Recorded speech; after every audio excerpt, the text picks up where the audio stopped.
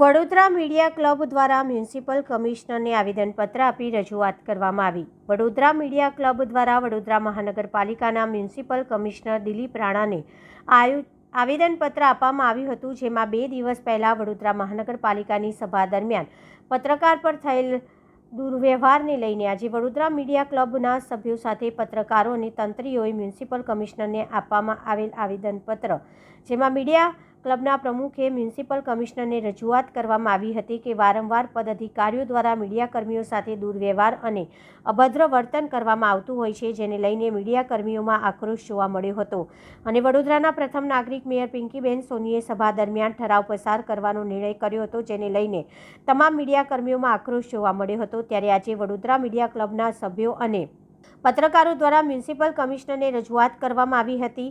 આવા કોઈ ઠરાવો અને પદ અધિકારીઓ દ્વારા થતા દુર્વ્યવહાર અને અભદ્ર વર્તન પર નિર્ણય કરવામાં આવે। સાથે થોડા દિવસ પહેલા વડોદરા મહાનગરપાલિકાના સ્થાયી સમિતિના ચેરમેન શીતલ મિસ્ત્રી અને ખાનગી ન્યૂઝ ચેનલના કેમેરામેન સાથે થપ્પડ પ્રકરણ થયું હતું, જેના સીસીટીવી કેમેરા આપવા માટે પણ રજૂઆત કરવામાં આવી હતી। સાથે જ મીડિયાકર્મીઓ સાથે થતા દુર્વ્યવહાર માટે કોઈ કલમ હોય તો તેના પર કાર્યવાહી કરવા માટેની માંગ કરવામાં આવી હતી। રજૂઆત કરવામાં આવી છે મ્યુનિસિપલ કમિશનરને જે દુર્વ્યવહાર મીડિયા સાથે થતો હોય છે।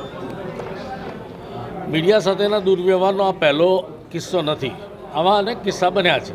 હમણાં પણ જે વાત આવી છે કે સિક્યુરિટીવાળા પણ ધક્કા મારતા હોય છે, હવે ખરેખર તો ધક્કા ખાનારાએ પણ ફરિયાદ કરવી જોઈએ, પરંતુ જે બનાવ બન્યો એ બહુ ક્લિયરિંગ એક્ઝામ્પલ છે પાવરના મિસયુઝનો, અને આ પાવર ડેપ્યુટ કર્યો છે કે નહીં જીપીએમસી એક્ટે, એની સ્પષ્ટતા માટે આપણે તો મ્યુનિસિપલ કમિશનર કે જે સર્વે સર્વા ગણાય છે એમને પૂછવા માટે આવ્યા છીએ।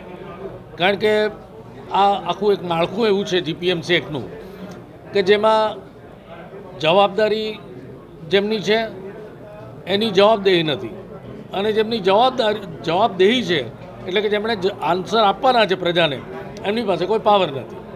એટલે એને કારણે જે સમસ્યાઓ સર્જાય છે એ સમસ્યાઓનું ભવિષ્યમાં નિરાકરણ થાય અને સ્પષ્ટતા પણ થાય કે મીડિયાની જવાબદારી શું છે અને ચૂંટાયેલી પાંખની જવાબદારી શું છે।